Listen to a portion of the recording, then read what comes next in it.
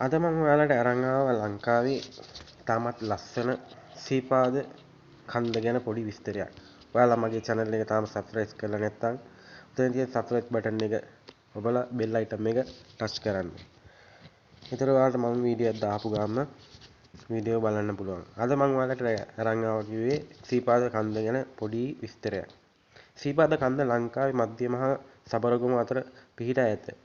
ඒ සමනල කන්ද සීපාද කන්ද යනුවෙන් හඳුන්වයි. සීපාද වන්දනාව ආරම්භ වන්නේ උදුවක් මාසයේ සිටය.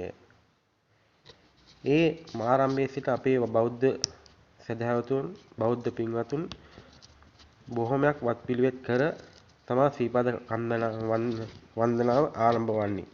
සීපාද වන්දනාව අවසන් වන්නේ වෙසක් මාසෙන් අවසන් වෙනවා. වෙසක් මාසෙන් අවසන් වුණා. තවද මේ කන්ද ගැන කෙටි විස්තරයක් දෙනවා නම් ලංකාවේ වගේම පිටරට මිනිස්සුත් මේ සීපාද වන්දනාව කරන්න බොහෝ රටවල් වලින් පැමිණෙනවා. බොහෝ රටවල් මිනිස්සුන් සීපාද වන්දනාවට පැමිණේ. මුහුදු මට්ටමේ සිට අඩි 7400ක් පමණ උසට තමයි මේ කන්ද පිහිටා තියෙන්නේ. මුදිනේ තිබෙන බුදුරජාණන් වහන්සේගේ සිරිපතුල වැඳ නමස්කාර කර ගැනීමට ලංකාව වගේම වෙනත් පිට රටවල් වලින් පැමිණෙනවා. ලංකාවෙත් ආකර්ෂණයගත් තවත් එක් ස්ථානයක් තමයි සීපාද වන්දනාව. මේ සීපාද වන්දනාවට යාමට මාර්ග දෙකක් පිහිටා ඇත. එය හැටන් හරහා මස්කෙලිය හරහා පිහිටා ඇත. තවද රත්නපුරයේ හරහා සීපාද වන්දනා කිරීමට මාර්ගයක් ඇත. රත්නපුර මාර්ගය ගැන කියනවා නම් රත්නපුර මාර්ගය ඉතා දුෂ්කර මාර්ගයකි.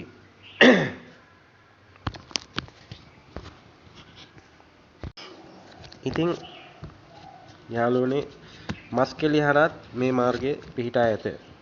තවද පළමුවට සීපාද වන්දනා කරන හඳුන්වන්නේ කෝඩුකාරයන් ලෙස. කෝඩුකාරයන් ලෙස එය ඊටමත් වත්පිළිවෙත් කර අවසානයේ තමා කට්ටිය අලුතෙන් යන කට්ටියත් මේ සීපාද වන්දනාවට පැමිණෙන්නේ. මේ ගමනේ ලස්සන තවත් වැඩි වන්නේ හිරසෙවණයි.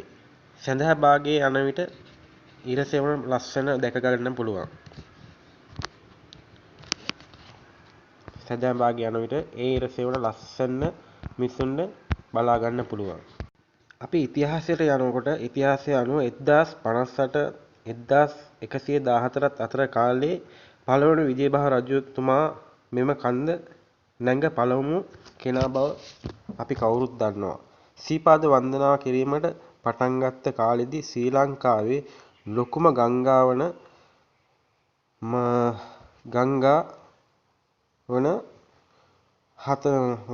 හතරක් තිබේ.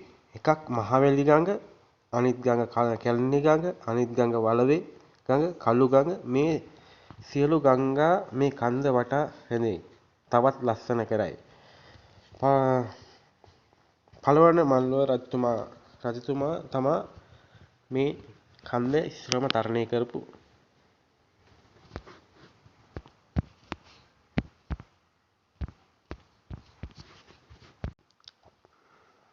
තවද 1187 1196 අතර කාලේ ශ්‍රී නිස්සංග මල්වර රජතුමා කාලේ තමා සීපාද වන්දනා කිරීමට ආරම්භ වුණේ. මේ කන්ද නගින විට නඩවල අවසාන වෙහෙස නිවන තැන තමා සීත ඉහත ගංගා වලින් කොටසකි සීත මේ ගඟුල කියන්නේ. ඒ ගඟුල කියන්නේ මහවැලි ගඟ, කළු ගඟ, රඹේ ගඟ සියලු ගංගා වලින් කොටසක් තමයි මේ සීත ගඟුල කියන්නේ. ඉතින් මේ සදහැවතුන් මේ සීපාද වන්දනාව කරන අවසාන ගිමන් නරන තැන තමයි මේ සීත ගඟුල කියන්නේ. සීත ගඟුලෙන් පිරිසිදු වෙලා ලස්සන සුදු ඇඳුමින් ඇඳගෙන තමා බුදුරජාණන් වහන්සේගේ සිරිපතුල මේ වඳින්න අපේ සදහැවතුන් ගොඩාක් සදහැවතුන් පැමිණෙන්නේ මේ සීත ගඟුලෙන් නා පිරිසිදු වී තමා සිරිපතුල වන්දනා කිරීමට යන්නේ.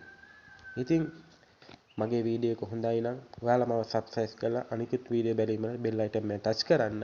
ඒ වගේම අපේ ලංකාවේ විතරක් නෙමෙයි වෙනත් රටවල් වලත් මේ සීපාද වන්දනා කිරීමට බොහෝ රටවල් වලින් පැමිණෙනවා. එහෙනම් මම වීඩියෝ අවසන් කරනවා.